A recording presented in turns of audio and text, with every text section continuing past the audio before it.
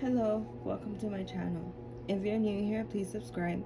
Today I will be doing readings on the new moon that's going to be going from Leo to Virgo. This new moon will be taking place on Wednesday, August 16th. I will be doing modality readings for this new moon. Modalities are the elements of the signs: earth, fire, air, and water. This reading is going to be for earth signs. I will be starting with the astrology dice. So I got 12th house, I got Sagittarius, and I have Saturn. So right now, Saturn, I believe, is in the sign. Oh no, I'm sorry. That's not Saturn. Wait, no, that is Saturn. Never mind. Right now, Saturn is in the sign of Pisces. And it just went, I believe it just went into Pisces. So there's gonna be a lot of confronting of denials. I feel especially because the 12th house is here. Sagittarius, it's about exploring and going on adventures, your spirituality, your philosophy. So I feel that there's gonna be a lot of exploring of who you are.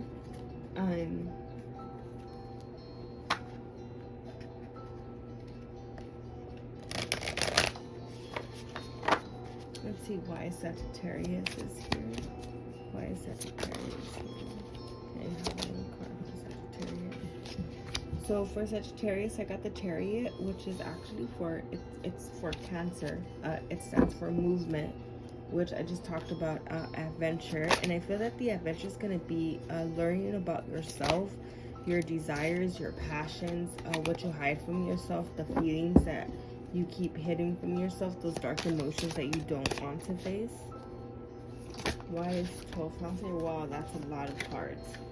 So yeah, there's a lot of emotions that you're hiding from yourself that you don't want to face, that you're not ready to face. This could be linked to trauma. Look at what planets you have in your 12th house. That could be the area of life of where you're hiding your emotions. So for example, my 12th house has Taurus and has my Venus in Taurus. So I do hide a lot of emotions, romantic emotions. Being vulnerable with myself, being vulnerable with others is something that is very hard for me. And that's because it's not just because of that, but my 12th house is in Venus, so that's how I hide my emotions there. To represent 12th house, I have 5 of Wands. The 5 is always a conflict number. It always stands for some sort of conflict. Here you could see that they're arm wrestling. It's like some sort of competition. Even though it does look friendly, it's still competition, conflict. So this could be like friendly conflict that's going on. But let's see what other card comes up so that we could really see the story. As you can see, the star just came flying. The star is a major arcana, and I believe that the star is ruled by Aquarius. Yes, the star is ruled by Aquarius. At the bottom of the deck, we have completion, which is, you can see it's a circle, so it could be a cycle. So the star is about how you show yourself love. Saturn is a very, it could be a very confusing planet when you're first getting into astrology. Saturn has a very bad reputation in astrology, but Saturn is very loving, and Saturn has a lot of lessons to teach you if you are willing to learn them.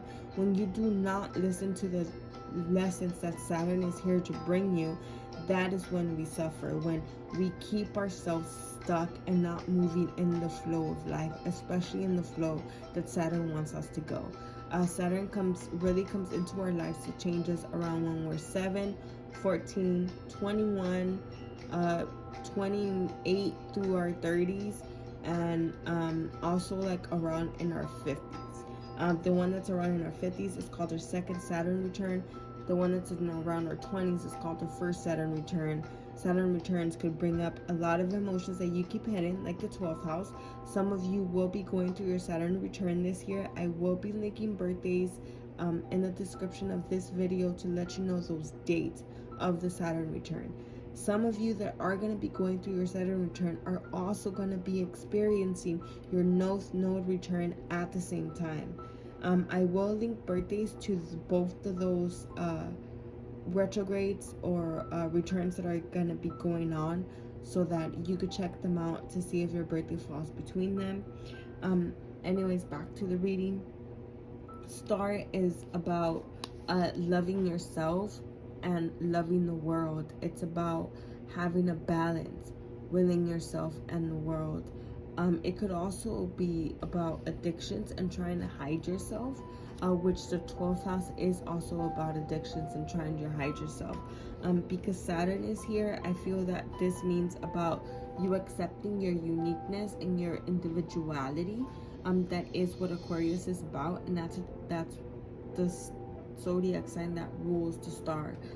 So I feel that finding a balance between your uniqueness and loving yourself and being there for others is very important, because there is some sort of competition here, or some sort of strife, or some sort of just like negativity here. And I feel that a lot of you are competing with people that aren't real, people that are on social media, people that like, so you could be scrolling through Facebook and it's like, why does my friend get to have this house and I can't?